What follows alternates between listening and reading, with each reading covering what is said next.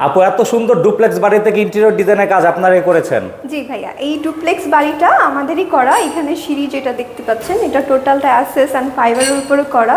Total বাড়ির interior কাজটাই আমাদের বেন্টুড ইন্টেরিয়র করেছে।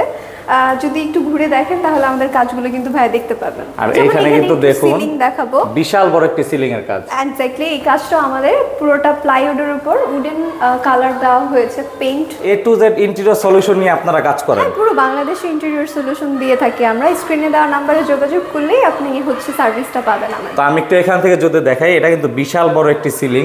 আর অবশ্যই স্ক্রিনে দেওয়া নাম্বারে যোগাযোগ করলে সারা বাংলাদেশে কিন্তু কাজগুলো করাতে পারবেন। কিচেনটা যদি একটু দেখাই, এটা কি সম্পূর্ণ ওয়াটারপ্রুফ দিয়ে করেছেন আপু?